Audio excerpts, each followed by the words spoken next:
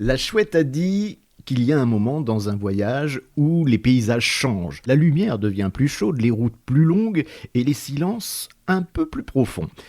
Aurélie est toujours face à moi. Vous vous souvenez, la dernière fois, on était parti avec Raymond, son vélo, on était parti sur les routes de France, sur les routes d'Espagne. Eh bien, on a continué sa route vers le sud, puisque son aventure, c'était Dijon-Tataouine. Elle était partie dans le froid un matin de décembre. Et là, eh bien, nous allons la retrouver toujours chez elle, puisqu'elle a la gentillesse de nous accueillir, et nous allons nous retrouver cette fois au Maroc. Alors, vous venez avec nous en voiture, c'est parti.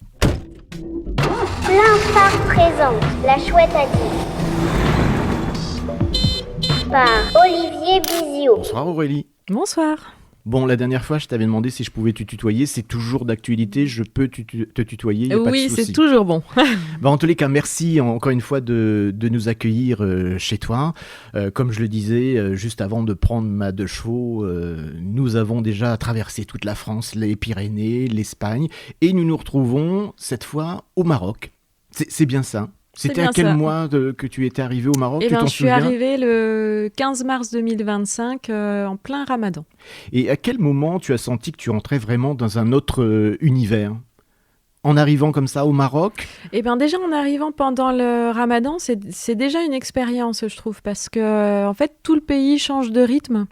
Donc les gens vivent beaucoup plus la nuit. À 17h, les magasins ferment, on sent une agitation, on sent que le repas qui rompt le jeûne du jour va commencer. Et puis, c'est un rythme qui est différent. Donc là, j'ai compris que oui, là, ça allait être une autre aventure. Et donc, tu as fait le Ramadan, en fait, en arrivant au Maroc? Non, moi, j'ai pas fait le Ramadan. Et justement, au début, sur la route... En fait, j'osais pas trop manger, tu vois, quand j'avais faim, parce que j'avais peur que les gens me voient et se disent elle pourrait respecter nos coutumes. Et puis en fait, au bout de quelques jours, des Marocains et des Marocaines m'ont dit non, mais toi, t'es touriste, tu manges comme tu veux. Tu manges comme tu veux. Alors, il y a certaines villes, les grandes villes, de toute façon, qui sont touristiques, les restaurants sont ouverts pour les touristes. Et par contre, dans les villes qui sont plus petites, là, il n'y a rien d'ouvert. D'accord. Et là, de la même façon, la dernière fois, dans le dernier épisode, tu nous parlais des rencontres, tu étais parfois logé chez l'habitant. Là, au Maroc, tu as pu vivre aussi ce type d'expérience en étant accueilli dans des familles? Ouais. Beaucoup au sud du Maroc, notamment... alors j'en ai pas mal en fait des histoires à raconter. Par exemple, laquelle choisir? Une qui est quand même assez drôle dans l'Anti-Atlas. Donc là, il faut imaginer, il fait très très chaud. Il faisait déjà 38 ou 39 degrés. Ça monte beaucoup, ça descend un petit peu. C'est des routes où il n'y a pas beaucoup de voitures qui passent. Et donc moi, ça faisait 2-3 jours que ça montait. Et j'étais presque arrivée à la fin d'un col. Je crois que le col était à 1 km. Et une vieille Mercedes me dépasse et le type s'arrête. Il baisse la fenêtre de sa Mercedes et il me fait signe de me tenir au rebord de la fenêtre. Tu vois, parce que lui, il voulait me tirer avec le vélo. Et puis quand il a démarré, j'ai senti que j'étais pas très à l'aise. Et je lui ai fait signe que non, on arrêtait l'expérience. Et lui, il est descendu de la voiture, il est allé dans son coffre. Il a sorti une sangle, il l'a accrochée à l'arrière de sa voiture jusqu'à mon vélo. Et là, il m'a rien dit, il est remonté dans sa voiture et puis il a démarré. Et au début, ça allait super bien, quoi. Il me tire. Moi, j'avais plus besoin de pédaler le dernier kilomètre. J'étais super contente. Il a dû voir que j'étais super à l'aise. Et là, il a super accéléré. Et là, j'ai fait un vol plané terrible, quoi. J'ai atterri lourdement sur la route. Le vélo a été traîné sur quelques mètres parce qu'il était toujours attaché à la sangle. Et puis, le monsieur, il est sorti bien désolé de sa voiture. Moi, je me suis vite relevée. Alors, j'étais pas blessée, mais j'étais bien talée. Et je lui ai fait signe que c'est bon, là, j'arrêtais. Et au départ, il voulait pas partir. Finalement, il est parti. 10 minutes après, il est revenu avec un autre gars.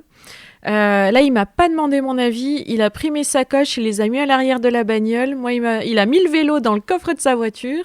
Moi, il m'a fait signe de monter. Il a commencé à rouler. Là, je me disais, je sais pas où il m'emmène. Et puis, au bout d'un moment, il se retourne puis il me dit, tu veux un tagine ? Et j'ai dit, bah ouais.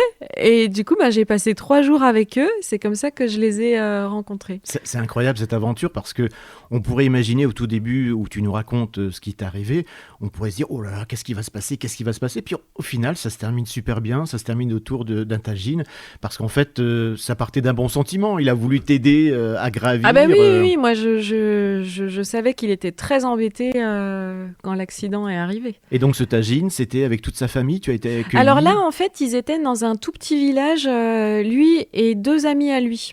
Et ils étaient originaires de ce village-là, mais ils habitent plus le village. Donc en fait, ils ont les clés des anciennes maisons des parents, des grands-parents. Et puis là, ils étaient un peu en garçonnière pendant une semaine en vacances, tous les 3 entre eux. Et justement, est-ce que on peut dire que le vélo change un peu ce type de voyage? Tu aurais été en voiture, tu aurais été avec un autre moyen de locomotion, les rencontres ne seraient pas les mêmes? Alors, je pense qu'en voiture, c'est un peu différent. Par contre, j'ai entendu des récits de gens qui voyagent à pied ou en moto avec les mêmes types de rencontres. D'accord. Mais en tout cas, le vélo, c'est clair que c'est un facteur sympathie. Puis les gens nous... Enfin, là, par exemple, la montée dans laquelle ils m'ont ramassé, eux, ça fait des années qu'ils la font en voiture. Je pense qu'ils l'ont jamais faite en vélo. Et là, ils se doutaient de l'effort, là, les 3 derniers jours, que ça m'avait demandé d'arriver jusque-là. Donc, quelque part, j'ai tout le temps l'impression que les gens nous récompensent un peu de l'effort qu'on a fait pour arriver jusqu'à chez eux. Et là, au Maroc, le désert est tout proche? Ouais, là, j'étais pas loin du début du Sahara. Et alors, ce Sahara, c'est intimidant, c'est apaisant. Qu'est-ce qu'on ressent lorsqu'on voit cette étendue? Eh bien, en fait, le Sahara, moi, j'imaginais que des dunes de sable. Tu vois, c'est des images que j'avais depuis l'enfance, que j'avais vues à la télé, dans les livres. Et en fait, le Sahara, c'est des milieux qui sont beaucoup plus diversifiés que ça. Donc, par exemple, tu peux avoir des étendues rocailleuses avec des montagnes. Dans le Sahara, il y a aussi des villages. Il y a aussi des oasis. Par exemple, moi, quand j'entendais le mot oasis, tu sais, je voyais l'emoji, une petite plage avec un cocotier dessus. Mais non, en fait, les oasis, c'est des villages avec des endroits où il y a des sources d'eau, où il y a des systèmes d'irrigation. Et du coup, là, tu as une palmeraie. Où là, les gens ont leur petit au pied de la palmeraie, entre les palmiers, qui sont souvent des palmiers dattiers. Les gens, ils ont leur petit potager, leur petit jardin, et il y a vraiment des systèmes d'irrigation qui sont incroyables. Donc en fait, le désert, c'est plein de milieux différents. Et j'ai eu de la chance de rencontrer des nomades qui m'ont emmenée au-dessus d'une montagne en rando à pied. Et depuis le haut de cette montagne, on voyait là par contre le désert des dunes qui commençait et qui s'étalait sur des kilomètres, des centaines de kilomètres. Mais tu vois, il fallait un point de vue qui soit bien plus en hauteur pour commencer à voir ce désert-là. Et tu buvais du thé en haut de cette montagne, par exemple? Avec les nomades. Avec les nomades. Ouais, parce que c'est vrai qu'on m'avait dit, les nomades, leur journée, elle est rythmée par le thé. Et c'est pas faux. Donc là, pendant la randonnée, dès qu'il y avait un peu d'ombre, ils faisaient un feu et puis on buvait le thé. D'accord, il n'y a pas qu'en Angleterre où on s'arrête pour prendre le thé, non. Mais également au Sahara, c'est également une habitude, en tous les cas une coutume qui est maintenue. Et le thé prend beaucoup de temps parce que, en fait, dans les verres de thé, il y a le fond qui, effectivement, est de la boisson à boire et le reste, c'est de la mousse. Et en fait, il faut faire beaucoup d'allers-retours entre les verres pour créer cette mousse. Et la mousse, elle est importante pour les nomades parce que, en fait, elle va retenir la poussière et le sable qui volent. D'accord. Donc, elle a une fonction aussi pratique, cette mousse. Et donc, oui, ils chauffent l'eau sur un feu, ils allument un feu. Ouais. Alors, soit ils ont déjà des brindilles dans le sac et ce qu'il faut, soit ils cassent des brindilles qu'on trouve dans la montagne et ils font un feu. Ouais. Et ils ont de la menthe également dans le sac pour faire le thé à la menthe ou pas du tout? Il y avait pas. Là, je me rappelle pas de menthe. Non. D'accord. Et est-ce qu'il y a justement, on parle de ces paysages fabuleux, est-ce qu'il y a un paysage qui t'a profondément marqué? Alors, on est au Maroc, mais ça peut être ailleurs. Quel est le paysage? Me dis pas que c'est la Côte d'Or. Non, c'est pas la Côte d'Or. Je crois que celui qui m'a marqué le plus, c'était à la pointe sud de l'Espagne. En fait, on traverse en bateau depuis une ville qui s'appelle Tarifa jusqu'à Tanger. Et en fait, quand on a les pieds sur la plage de Tarifa, Le Maroc est qu'à 16 kilomètres. Tu vois, c'est 1 heure de bateau. Donc, quand tu as les pieds sur la plage, si tu pointes du bout du doigt le Maroc, tu as l'impression déjà de pouvoir toucher les montagnes du Maroc du bout du doigt.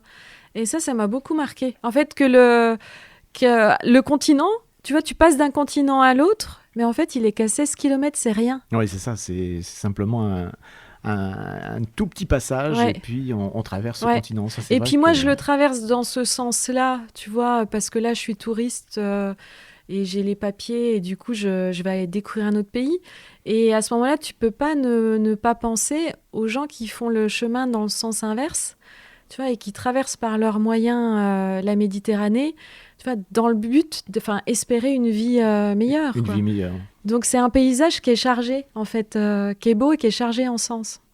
Et justement, tu parles de ces images qui te viennent lorsque tu vois un paysage, mais quand on pédale comme ça, seul, dans ces grands espaces, on pense à quoi ? On pense... alors on pense à plein de choses. Mais tu vois, ce qui m'émeut beaucoup, moi, quand je voyage à vélo, parce que des beaux paysages, j'en ai vu plein. Mais souvent, c'est la lumière. C'est comment la lumière, elle va tomber sur le paysage. Par exemple, à un moment où toi, t'es un peu... je sais pas. Imagine que là, t'es sur la route. C'est un moment où t'es un peu déprimé. Et là, t'as un gros rayon de soleil qui va arriver devant toi. Tu vois, ça m'est arrivé quand je suis dans la ville de Tétouan. En fait, quand je suis arrivée au nord du Maroc, il pleuvait beaucoup, beaucoup, beaucoup. Donc ma première journée de route au Maroc, c'était sous une pluie diluvienne, avec un ciel qui a été gris toute la journée. Et je me disais, bon sang, qu'il est dur ce voyage. Et je suis arrivée à Tétouan, j'étais en haut de la ville, le ciel était tout gris. Et là, il y a eu une lumière, un rayon qui a traversé le ciel, tu sais, comme une douche.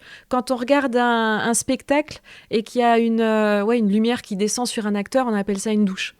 Et là, il y a une douche de lumière qui a traversé le ciel et j'avais l'impression que ça m'était destiné. Tu vois que c'était... Alors, je ne sais pas si c'était la fatigue, la solitude. En tout cas, je me suis dit, j'ai l'impression qu'on m'envoie un message, qu'on me dit, là, t'es à un tournant de ton voyage, ça va être génial. Mais justement, c'est intéressant ce que tu dis parce que, alors évidemment, ce podcast n'est pas, non pas évidemment, mais en tous les cas, il n'est pas filmé. Moi, je te vois, tu as le sourire quand tu parles de tout cela, tu as les yeux qui brillent. Mais dans un voyage comme ça, aussi long, j'imagine qu'il y a quand même des moments un peu plus fragiles. Comment tu peux les traverser ? Comment tu trouves la force justement pour ces moments de déprime, même si c'est pas le bon terme, mais comment tu arrives à surmonter cela ? Alors, il y a la douche de soleil, par exemple, mais il y a t'as d'autres anecdotes ou... Quand j'ai un petit coup au moral, je me dis déjà, j'ai choisi d'être là. J'ai la chance d'être là. J'ai la chance d'être en voyage. J'ai la chance de prendre l'air. Tu vois, alors qu'il y a des gens qui sont malades et qui, eux, n'ont pas choisi, tu vois, d'être hospitalisés, d'être dans un protocole de traitement. Donc, comment je pourrais me plaindre ? C'est vrai. Mais l'énergie, tu l'avais toujours. L'énergie était toujours là. Tout au long de ce voyage, tu as gardé cette énergie. Ou alors, est-ce que parfois, sur ton vélo, il y a une larme qui coule parce que... C'est la fatigue, c'est peut-être la solitude. Alors, les larmes qui ont coulé, c'était souvent quand je quittais des gens. Et souvent, eux aussi pleuraient. Et là, ça déclenchait les larmes. Mais sinon, non, vraiment, à chaque fois, je me dis, même si c'est dur, là, c'est un privilège d'être là. Et je l'ai choisi. Et je vis quand même un truc extraordinaire. Tu vois, je sais pas, même si le voyage, je sais pas, s'était arrêté en Espagne. Je sais pas pourquoi, parce que je me faisais renverser ou vraiment parce que j'en pouvais plus. Enfin, moi, je l'ai pas. Dans mes voyages, jamais j'ai imaginé arrêter un voyage. Ça m'est jamais arrivé, tu vois. Mais admettons que ça arrive, je me dirais, j'ai quand même été sur la route pendant 2 mois. J'ai quand même traversé des endroits où j'étais jamais passée, rencontré des gens que j'aurais pas pu rencontrer dans d'autres contextes. C'est déjà génial. Et en plus, quand tu nous expliques qu'il y avait une larme qui coulait parce que tu quittais des personnes, c'est magique. Oui, c'est magique. Les rencontres sont très fortes parce qu'elles ne sont pas écrites et aussi parce qu'à un moment, on force personne. C'est-à-dire que quand on rencontre des gens, moi, je ne les force pas à m'accueillir. De toute façon, je ne leur demande pas de m'accueillir. Tu vois, c'est eux qui me disent « Est-ce que tu veux rester ?» Et souvent, je dis oui, parce que souvent, le contact est bien passé. Mais je veux dire, d'un côté comme de l'autre, on a l'envie de passer du temps ensemble et de créer une rencontre. Donc, c'est très, très fort. Tu vois, que ça soit court ou long, c'est très très fort. Et à chaque fois, les départs, c'est rare quand même qu'il n'y ait pas de larmes. Les embrassades. Ouais. Donc c'est très fort. C'est sûr Ouais. que tu reviens avec que du bonheur après ces Ah ben, puis rencontres. tu reviens avec une famille élargie. Parce que dans certaines familles, t'es entré dans le cercle familial, quoi. T'es la sœur, t'es la cousine. Il y a des mamans qui te disent, maintenant, je me rappelle en Turquie, en Tunisie, au Maroc aussi. Il y a des mamans qui m'ont dit, maintenant, t'as une maman au Maroc, t'as une maman là. Quand tu vas organiser une cousinade, je te raconte pas, il Ah va falloir de la place. va déjà falloir choisir le pays. Mais alors, la barrière de la langue, quand tu es au Maroc, c'est grâce aux outils numériques que vous arrivez Alors, à... au Maroc et en Tunisie, ce qui a été vraiment facilité et dont j'avais pas conscience, c'est que la deuxième langue, c'est le français. Donc, la plupart des gens parlaient français. Et s'ils parlaient pas français, dans le village ou dans la famille, il y avait quelqu'un qui parlait français. Donc, ça m'est très très peu arrivé finalement au Maroc ou en Tunisie de pas avoir quelqu'un qui parlait français. Et quand c'est arrivé, avec les Google Translate ou des outils de traduction, on arrivait à On parler. arrive à s'en sortir. Ouais. Et justement, avec des jeunes femmes qui étaient peut-être dans ces familles, j'imagine que le fait de te voir arriver en vélo d'un autre continent, vous aviez des grandes conversations sur ce que tu vivais en France, à Dijon. Est-ce que ces conversations existaient entre une jeune fille de ton âge sur ton existence, sur ta vie, ce que tu faisais par rapport à elle, ce qu'elle vivait au Maroc ou ailleurs? De toute façon, en général, les gens sont très très curieux. Et c'est aussi pour ça qu'ils prennent le temps de passer du temps avec des voyageurs. Et par rapport à ce que tu dis, ce qui est super intéressant, c'est... en fait, je suis partie aussi en Tunisie parce que quelques années avant, une jeune adolescente tunisienne, Eya, m'avait contactée sur les réseaux sociaux en me disant j'ai suivi un bout de ton Dijon-Pékin parce que ma tata vit en France et puis elle m'avait parlé de ton voyage. Et si un jour tu passes en Tunisie, maintenant j'ai un vélo, j'aimerais rouler avec toi. Donc là, un des objectifs aussi, c'était d'aller rencontrer Eya. Et donc, j'ai pu rencontrer Eya, qui habite à côté de Sfax, c'est à peu près au milieu de la Tunisie. Et donc, Eya, elle avait effectivement déjà fait du vélo, mais surtout dans sa ville. Elle n'était jamais sortie de sa ville. Et là, elle, c'est une fille qui est hyper ambitieuse, hyper dans son temps. Tu vois, elle s'intéresse à l'écologie, à la condition féminine. Et là, elle voulait vraiment se challenger. Et donc, on s'était dit qu'on allait faire ses premiers 20 km ensemble, puisqu'elle n'avait jamais fait autant. Et là, c'était la première fois qu'elle elle quittait sa ville, quoi. Elle passait le panneau de sa ville à vélo. Et donc, quelques heures avant, on était dans le garage avec ses parents, sa famille. Eux, je les sentais un petit peu inquiets, tu vois, parce que, je sais pas, alors ils étaient très contents qu'elle veuille se challenger. Je pense qu'ils étaient, je sais pas, ils avaient peut-être un peu peur aussi que ça se passe pas comme elle l'envisage ou qu'elle soit déçue. Donc voilà, il y avait une tension quand même dans le garage. Et vraiment, elle a pas démérité parce que les 20 km, c'était sur une nationale avec beaucoup de trafic. Le vent de face, il faisait plus de 40 degrés. Et on est arrivé à El Jem, qui est la ville qui était à côté, où il y a un amphithéâtre romain qui est connu parce que c'est un des plus anciens qui existe au monde. Et là, pour elle, c'était... C'était une victoire. Ouais, c'était vraiment une victoire. Et tu l'avais accompagnée... Et en plus, ce qui était chouette, c'est que on est arrivé à El Jem. Donc là, c'était la première fois qu'elle faisait 20 km. Et en fait, la graine était plantée parce qu'elle me dit... mais je pense que maintenant, je serais capable d'aller jusqu'en France à vélo. Tu vois, des fois, il suffit de pas grand-chose quand même. Oui, on parlait tout à l'heure que est-ce que tu parvenais à donner envie à d'autres personnes qui te suivent? On en a l'exemple avec cette jeune femme. Ouais. Et tu as des nouvelles aujourd'hui? Ah bah oui. Vous restez en contact? Oui, parce que j'étais restée plusieurs jours chez elle. Maintenant, je connais bien sa famille aussi. Elle a aussi de la famille en France. Des fois, je les vois à Lyon. Ouais. Alors on pourrait faire de nombreux épisodes parce que évidemment tu as sur chaque étape beaucoup d'anecdotes, mais là on va arriver à Tataouine. Le moment où tu arrives justement à Tataouine, que se passe-t-il en toi? Tu lèves les bras comme un coureur du Tour de France qui passe la ligne Pas du d'arrivée? tout. Non. Alors déjà j'avais hâte d'arriver à Tataouine parce qu'en fait en Tunisie, le voyage s'est pas passé comme les voyages à vélo que j'aime.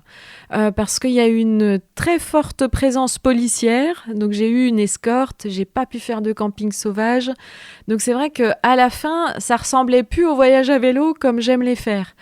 Et il y a eu une dernière rencontre qui m'a beaucoup marquée avec un couple, et heureusement. Et quand je suis arrivée à Tataouine, je me suis dit, c'est incroyable parce que, en fait, je me suis rappelé le début du voyage, le mois et demi en France.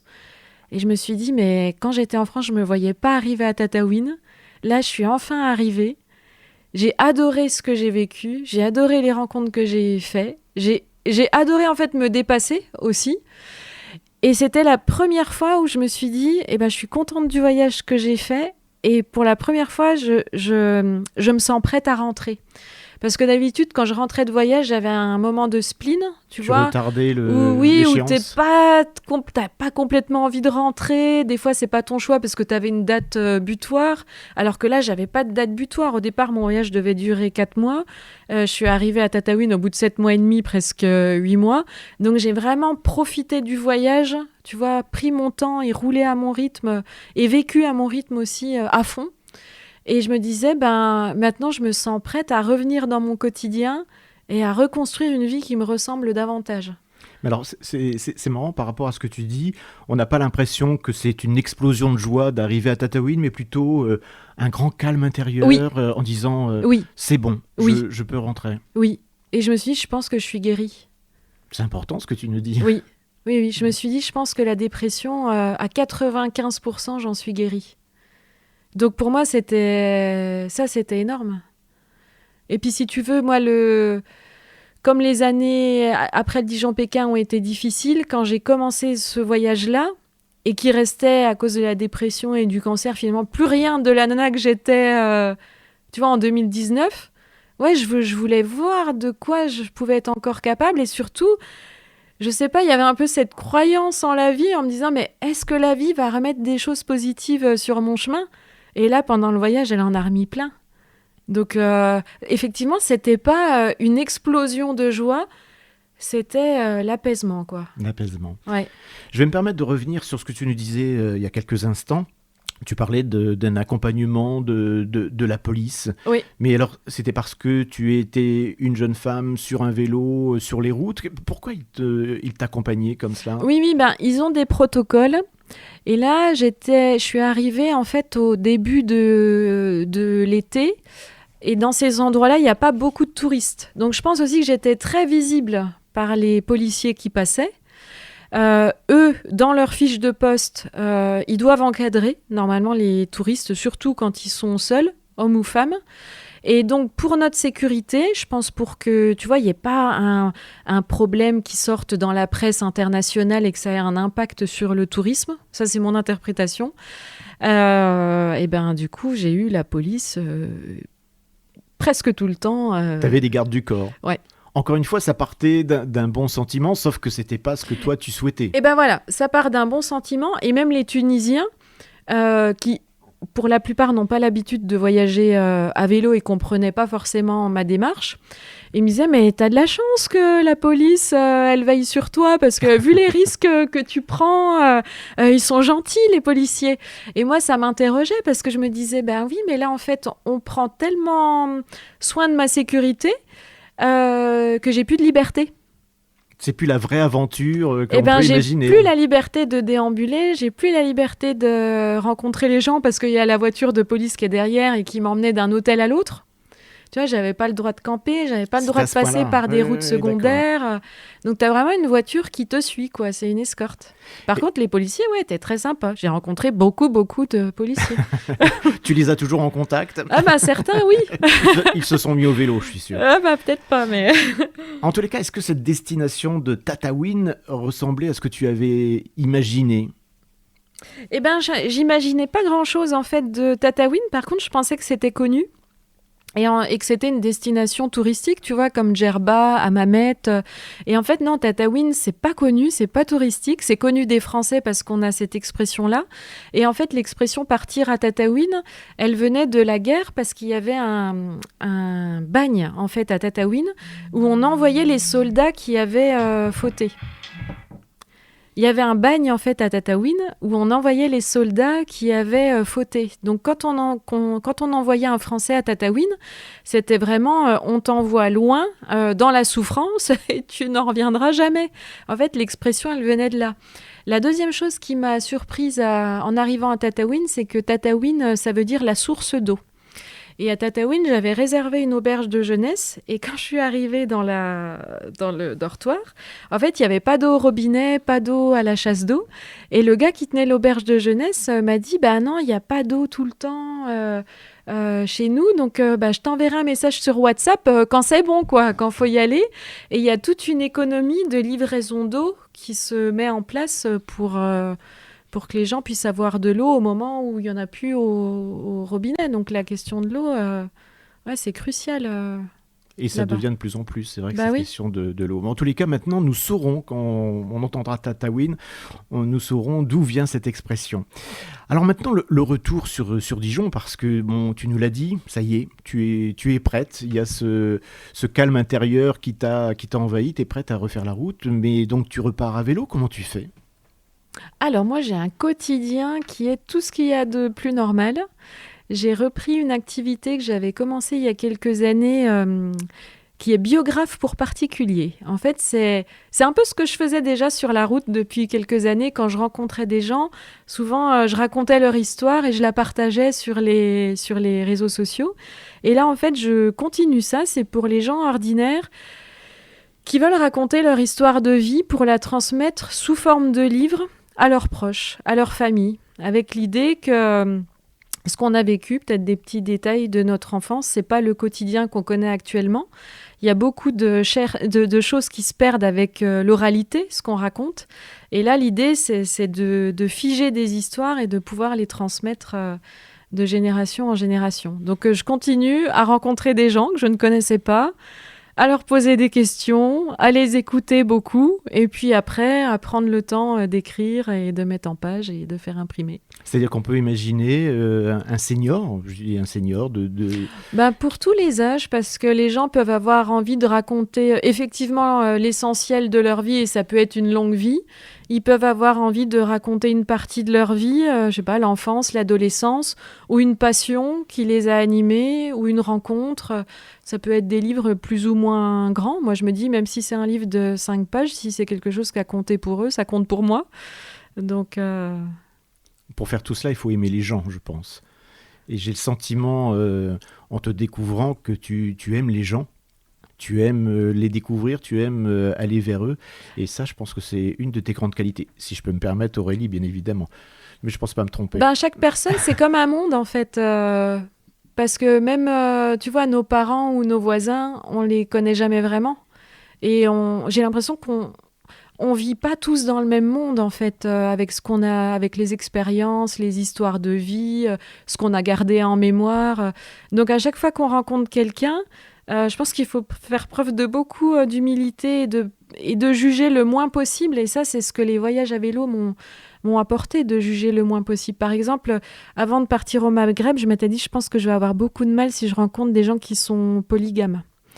Parce que moi, j'ai plutôt une pensée féministe, progressiste sur ces questions-là. Et je ne savais pas comment j'allais réagir. Et il y a eu une rencontre, notamment avec certains hommes qui font partie des nomades, qui étaient polygames, où j'ai rencontré leurs différentes femmes. Et je me suis dit, si je les juge avant de les connaître, la rencontre, elle ne se fera pas.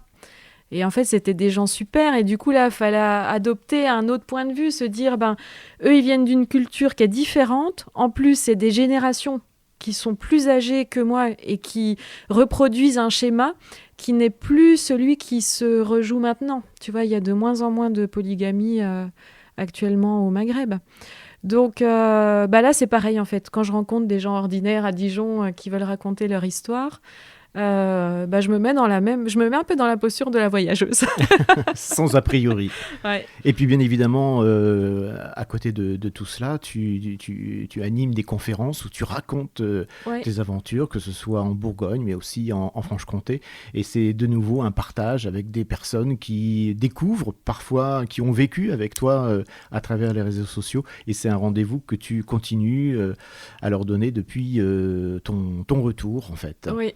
je continue à partager mon expérience. Et puis des fois, dans la salle, il y a aussi des gens qui ont voyagé à vélo. Là, par exemple, dans le Jura, j'ai rencontré des gens qui ont traversé le Maroc il y a 40 ans à vélo, où il n'y avait pas de GPS, où ils avançaient avec des cartes. Et ils me racontaient des rencontres et on avait l'impression d'avoir vécu le même type de rencontre, tu vois, à 40 années d'écart. Alors qu'il n'y avait pas le Google pour Il n'y avait pas de traduire, Google pour eux, hein. Non, non, non. Et aujourd'hui, est-ce qu'on peut dire que la ville dans laquelle tu vis, donc qui est Dijon, te paraît différente après ces aventures, après ces rencontres? Est-ce que tu l'aperçois différemment, cette ville bourguignonne? Alors moi, j'ai toujours aimé ma ville. J'ai toujours aimé Dijon. C'est vrai qu'en revenant du Dijon-Pékin, je m'étais rendu compte que j'aime bien être nomade, mais des parenthèses nomades. Mais j'aime bien aussi ma ville et ma région. Et découvrir ma ville et ma région aussi. Donc je peux pas dire que je la vois différemment. J'aime toujours autant. J'ai un attachement particulier avec la porte Guillaume quand je passe dessous parce que c'était le top départ de mon Dijon-Pékin qui pour moi était vraiment, tu vois, c'était l'aboutissement d'années de réflexion, de développement personnel, d'expérience. Donc j'ai l'impression que c'est un peu un lieu magique quand je passe sous la porte Guillaume. Et puis sinon, j'ai pas l'impression que la ville pour moi a changé. J'ai vraiment l'impression que c'est moi qui ai changé mon regard sur mes relations humaines, sur mes déplacements, vraiment sur ma vie. En tous les cas, Aurélie, merci beaucoup de nous avoir reçus chez toi. On a fait ces 2 épisodes pour vivre, mais alors une infime partie de ton aventure. On n'a même pas parlé de Dijon-Pékin, on aurait pu faire de nombreux épisodes, parler du marathon aussi que tu avais fait en arrivant à Pékin. En tous les cas, merci beaucoup de ton accueil, puisque je le rappelle, tu nous as accueillis chez toi, donc merci beaucoup. La chouette a dit, eh bien, elle a dit que parfois, il suffit d'un premier coup de pédale pour ouvrir un nouveau chapitre. Et Aurélie nous l'a fait découvrir, nous a fait partager ces kilomètres d'aventure et de vie. La chouette a dit aussi que les routes sont faites pour être parcourues et les histoires pour être racontées.